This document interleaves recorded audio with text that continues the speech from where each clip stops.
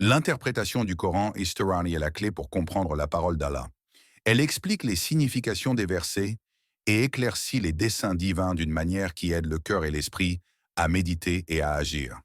C'est une science qui nous rapproche de la lumière de la révélation et nous dévoile la beauté de la sagesse divine dans chaque mot. Le cheikh Abd al-Rahman ibn Nasir al-Saadi est un érudit, prédicateur et exégète saoudien, considéré comme l'un des grands savants de l'Arabie saoudite au XIVe siècle de l'Hégire. Sourate al-Fatiha, l'ouverture. La sourate al-Fatiha est la première sourate du Coran et l'une des plus importantes, récitée à chaque unité de prière quotidienne. Elle est également appelée al-Kitab, la mère du livre, les sept répétés, Assab al-Matani, la guérisseuse, Ash-Shafia, la suffisante, Al-Kafia. C'est une sourate mécoise composée de 7 versets, alliant la louange à Allah, sa glorification, une invocation pour la guider, et la demande exclusive de son aide et de son adoration. Texte de la sourate Al-Fatiha. 1. Bismillahi ar-Rahmani ar-Rahim. Au nom d'Allah, le tout miséricordieux, le très miséricordieux. 2. Alhamdu lillahi rabbi al-alamin. Louange à Allah, Seigneur de l'univers. 3. Ar-Rahmani ar-Rahim. Le tout miséricordieux, le très miséricordieux.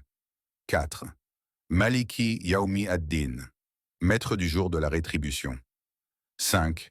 Iyaka na'budu wa iyaka nasta'in. C'est toi seul que nous adorons, et c'est toi seul dont nous implorons secours. 6. Ihdina as-sirat al-mustaqim. Guide-nous dans le droit chemin. 7. Sirat al-ladina an'amta, alayhim ghayril maghdubi, alayhim wala ad-dallin. Le chemin de ceux que tu as comblés de faveur, non pas de ceux qui ont encouru ta colère, ni des égarés. Traduction en français. Cette traduction conserve la profondeur spirituelle du texte original, tout en restant accessible. Les termes clés comme Ar-Rahman, le tout miséricordieux, ou Sirat al-Mustaqim, le droit chemin, sont maintenus avec leur explication pour préserver leur sens coranique.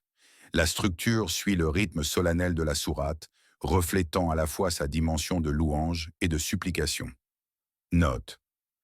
La sourate al-Fatiha résume l'essence du Coran, l'adoration d'Allah, la reconnaissance de sa miséricorde et la demande constante de guidance.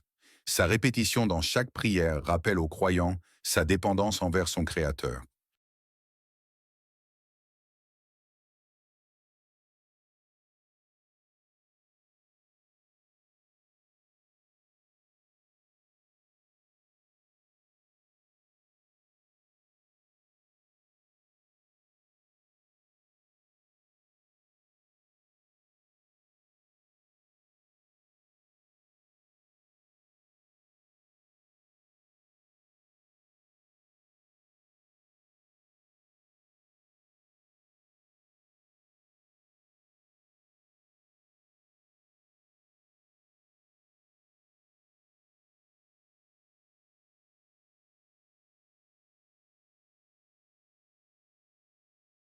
Interprétation de la sourate par le cheikh Abd al-Rahman ibn Nasir as-Saadi. Au nom d'Allah, le tout miséricordieux, le très miséricordieux. Au nom d'Allah. Je commence par chaque nom des plus beaux noms d'Allah, car le mot nom est un terme singulier qui englobe tous les noms. Allah, c'est la seule vraie divinité, adorée exclusivement en raison de la perfection de ses attributs et de sa divinité. Le tout miséricordieux, le très miséricordieux. Ces deux noms indiquent la miséricorde immense et vaste d'Allah, qui englobe toutes choses, mais qui est plus parfaite et plus complète pour les croyants pieux. Point important. Les pieux prédécesseurs croyaient aux noms et attributs d'Allah tels qu'ils sont mentionnés et croyaient aux significations qu'ils impliquent, ainsi qu'aux effets de ces attributs dans la création, comme miséricordieux. Il possède une miséricorde réelle, dont les effets se manifestent dans les bienfaits. Omniscient. Il a une science immense par laquelle il connaît toutes choses. Tout-puissant. Il a une puissance absolue sur toutes choses. Louange à Allah, Seigneur de l'univers, Alhamdu lillah. Cela signifie la louange parfaite adressée à Allah pour ses attributs de perfection et pour ses actions qui combinent la grâce et la justice. Toutes les formes de louange et de perfection lui appartiennent exclusivement, sous tous les aspects. Seigneur de l'univers.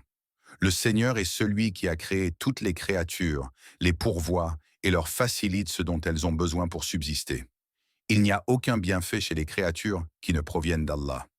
L'éducation qu'Allah accorde à ses créatures est de deux types.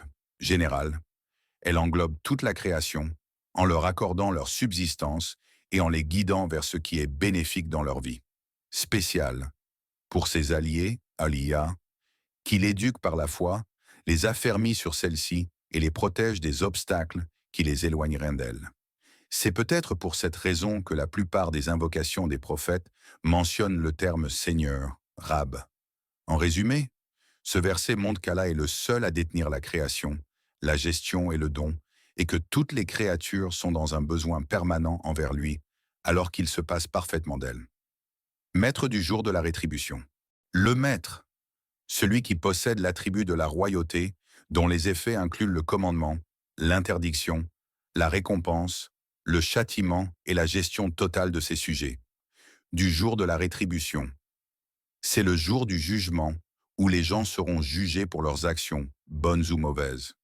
Ce jour-là, la perfection de sa royauté, de sa justice et de sa sagesse apparaîtra clairement, et les royautés des créatures disparaîtront. Même les rois et les sujets, les esclaves et les hommes libres seront égaux ce jour-là. Tous seront soumis à sa grandeur, espérant sa récompense et craignant son châtiment. C'est pourquoi ce jour est spécifiquement mentionné, bien qu'Allah soit aussi le maître des autres jours. C'est toi seul que nous adorons, et c'est toi seul dont nous implorons secours. C'est toi que nous adorons, et c'est toi dont nous implorons secours. Cela signifie que nous t'exclusivons dans l'adoration et la demande d'aide. Le fait de mentionner l'adoration avant la demande d'aide montre l'importance de l'adoration avant de demander de l'aide, car l'adoration est le droit suprême d'Allah, tandis que la demande d'aide est une requête pour accomplir ce droit. L'adoration englobe toutes les paroles et actions qu'Allah aime et agrée, qu'elles soient apparentes ou intérieures. La demande d'aide consiste à s'en remettre à Allah en toute chose, que ce soit pour obtenir un bienfait ou repousser un mal, avec une confiance totale en sa puissance. L'adoration et la demande d'aide sont le chemin du bonheur éternel et de la protection contre les maux. Elles ne peuvent être accomplies que conformément à la sunna du prophète et avec une intention sincère pour Allah. Guide-nous dans le droit chemin, c'est-à-dire montre-nous, oriente-nous et facilite-nous le droit chemin, qui est la voie claire menant à Allah et à son paradis. Cela consiste à connaître la vérité et à agir en conséquence. La demande « guide-nous » comprend deux aspects. La guidance vers le droit chemin, adhérer à l'islam et abandonner les autres religions. La guidance sur le droit chemin, être guidé dans tous les détails religieux, en connaissance et en action. Cette invocation est l'une des plus complètes et des plus bénéfiques pour le serviteur. C'est pourquoi il est obligatoire pour tout musulman de la répéter dans chaque unité de prière, en raison de son besoin constant de guidance. Le chemin de ceux que tu as comblés de faveur, non pas de ceux qui ont encouru ta colère, ni des égarés, le chemin de ceux que tu as comblés de faveur. Les prophètes, les véridiques, les martyrs et les pieux. Non pas de ceux qui ont encouru ta colère, ceux qui ont connu la vérité mais l'ont délaissée, comme les Juifs et leurs semblables. Ni des égarés, ceux qui ont abandonné la vérité par ignorance et égarement, comme les chrétiens et leurs semblables. Conclusion. Bien que cette sourate soit concise, elle contient ce qu'aucune autre sourate du Coran ne contient.